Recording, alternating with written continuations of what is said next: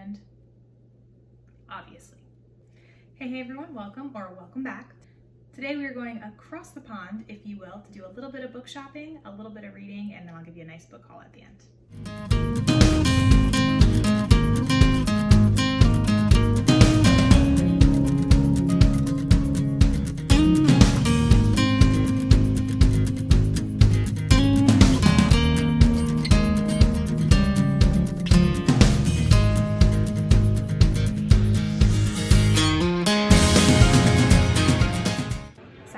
Reading the first chapter, and I think it's just so funny that I've been wanting to reread this series for a while now, and it totally just took me coming back to London to do so. So I don't know, it's exciting. Sometimes I wish I could go back in time and just read it for the first time again, because I've read it so many times now that I feel like I know what sentence is coming next, but finishing the first chapter is just like, so I'm excited to keep reading. You'll notice that I ended up reading it on my iPad, I guess, instead of the book part because I'm traveling, so it's just easier that way. But I'm hoping I'll at least finish the first two while I'm here.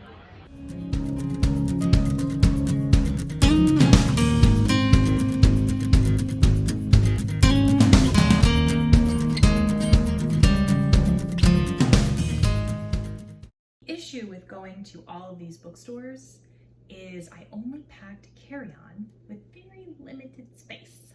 The first bookshop we went to was called Daunt. This bookshop was so cool. It has multiple floors, so when you kind of walk into it, there's this really beautiful window in the center. The beginning of the store is kind of like recent fiction, nonfiction, things like that. Then when you go to the back, it's divided by country, which I thought was really cool. Every country has either like a table or a shelf area, and it's your normal books, like your travel books, but then there's also just books written by authors from that country or books that take place in that country. So that was really cool to flip through. I did get 2 books while I was there. Now again, I had limited space. I shared a carry-on with my toddler, so the books had to be small. I did contemplate truly just buying a bag to check, but then I didn't want to be ridiculous. When I'm book shopping abroad or somewhere else that I am, I try not to get books that I could just get at home because I feel like that kind of defeats the purpose.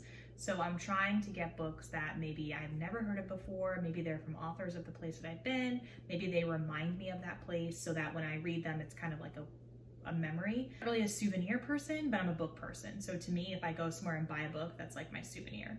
And so I want it to remind me of the place that I was.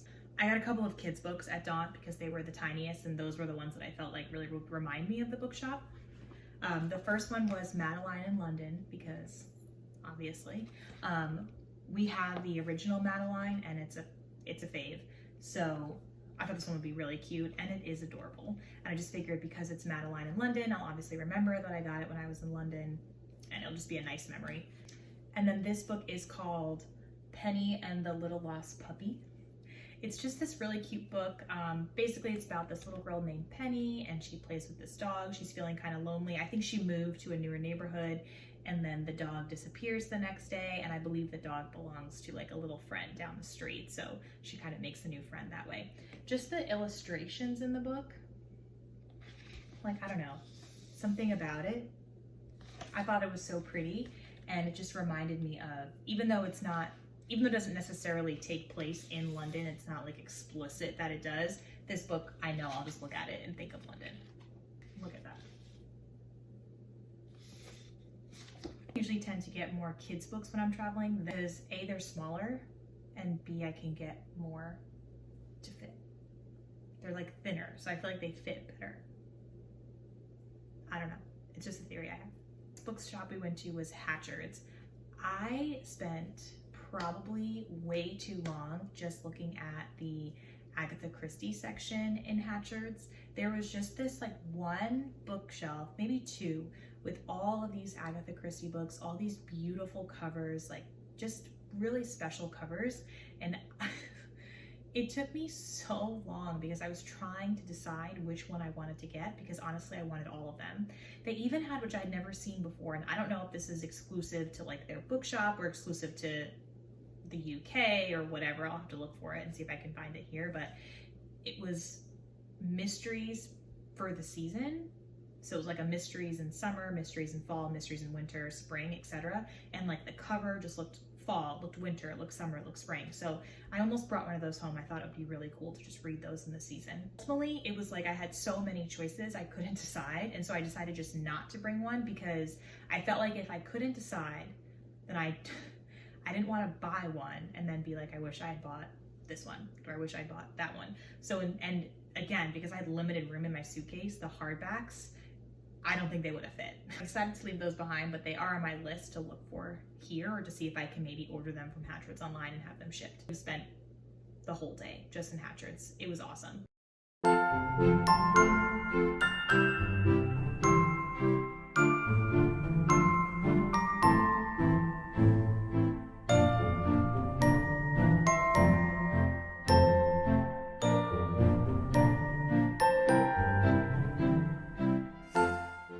I actually did get an adult book from there, but first I thought this was so cute.